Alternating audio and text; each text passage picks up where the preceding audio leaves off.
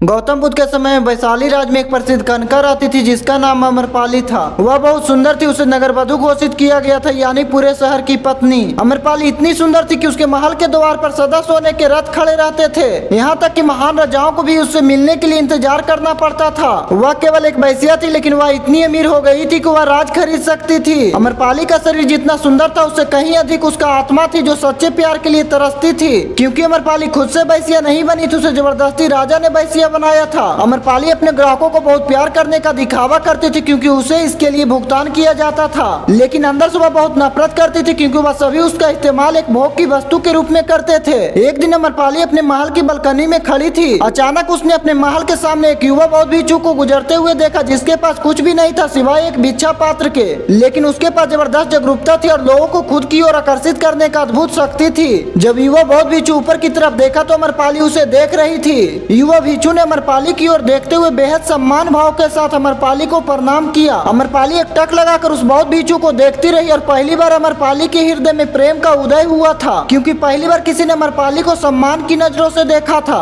किसी ने पहली बार उसे इंसान होने का एहसास दिलाया था। अमरपाली तुरंत सीढ़ियों से नीचे उतरी और बाहर आकर उस बौद्ध भिक्षु को पैर छुए और कहा, भंते कृपा, आज के दिन आप मेरे मेहमान बने और मेरे महल में चलकर भोजन स्वीकार करें। आगे अमरपाली ने कहा, कृपा मेरे निमंत्रण को ना करें, क्योंकि पहली बार मैंने किसी को निमंत्रण दिया है। मुझे हजारों बार राजाओं और सम्राटों द्वारा आमंत्रित किया गया, लेकिन मैंने कभी किसी को आमंत्रित नहीं किया। यह मेरा पहला निमंत्रण है। युवा भिक्षु ने सम्मान पूर्वक अमरपाली का निमंत्रण स्वीकार करते हुए भोजन ग्रहण किया। भोजन देने के बाद अमरपाली ने कहा, भंते, आज से 3 दिन के बाद बारिश का मौसम शुरू होने वाला, जो कि अगले 4 महीने तक रहेगा, और मैं आपको अपने घर में 4 महीने रहने के लिए आमंत्रित करता हूँ। आने वाले 4 महीने के लिए यह महल आपका आश्चर्य होगा। मैं आपको पूर्ण रूप से वादा करती हूँ कि मैं किसी भी प्रकार के आपके ध्यान की बाधा नहीं बनूंगी, बल्कि मुझसे जितना हो सकेगा आपके ध्यान की सुविधा को सुगम बनाने का प्रयास करूंगी। दरअसल बौद्ध भिक्षु साल के 8 महीने गांव घूम कर बौद्ध धर्म का प्रचार करते हैं और 4 महीने वह एक ही स्थान पर रहते जहां उन्हें आश्रय मिल जाता है। युवा बौद्ध भिक्षु ने कहा, माफ कीजिए देवी, लेकिन इस विषय में मैं स्वयं निर्णय नहीं ले सकता। मैं आपके प्रस्ताव के विषय में बुद्ध से पूछूंगा।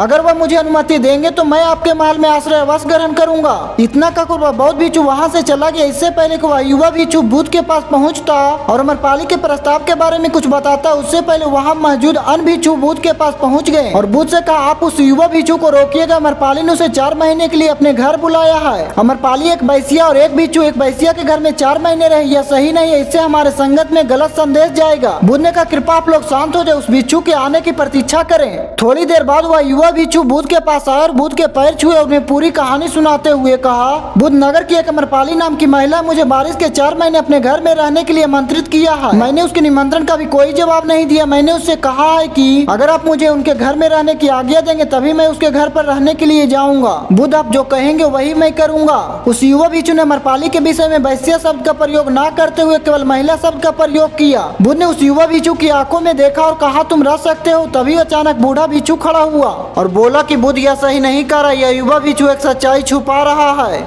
इसका कहना कि एक अमरपाली नाम की महिला अपने घर पर रहने के लिए आमंत्रित किया है, लेकिन वह एक महिला नहीं, एक वैश्या। बुद्ध ने कहा, मैं जानता हूँ, क्योंकि इसने वैश्या शब्द का प्रयोग नहीं किया है। इसका अर्थ किसके मन में उसके लिए सम्मान भाव, इसलिए मैं इसको वहाँ जाने की अनुमति दे रहा हूँ। वहाँ मौजूद हजारों भिक्षु को विश्वास नहीं हो रहा था कि बौद्ध ने एक युवा भिक्षु को एक वैश्या घर में रहने की अनुमति दे दी है। अगले 3 दिनों के बाद वह युवा भिक्षु अमरपाली के घर रहने के लिए चला गया। उसके जाते वहाँ पर उपस्थित अन्य भिक्षुओं ने उसके विषय में तरह तरह की बातें करने लगे। बुद्ध ने सभी को शांत करते हुए कहा, मुझे मेरे भिक्षु पर विश्वास है। मैंने उसकी आंखों में देखा, उसके भीतर तनिक भी भोग की इच्छा नहीं थी। अगर उस भिक्षु का ध्यान गहरा तो अमरपाली की हृदय परिवर्तित कर देगा। अगर भिक्षु का ध्यान गहरा नहीं है तो अमरपाली अपने शारीरिक आकर्षण से भिक्षु को परिवर्तित कर देगी। यह एक प्रश्न है, ध्यान और शरीर आकर्षण के मध्य, जिसका उत्तर हमें 4 माह बाद मिलेगा। बुद्ध की बात सुनकर वहाँ पर उपस्थित भिक्षुओं ने कहा कि बुद्ध उस युवा भिक्षु पर अधिक भरोसा करके अनावश्यक जोखिम उठा रहे हैं। वह भिक्षु अमरपाली बहुत सुंदर है। समय प्रारंभ हुआ, वर्षा ऋतु 4 महीने बीते हुआ युवा भिक्षु वापस आया।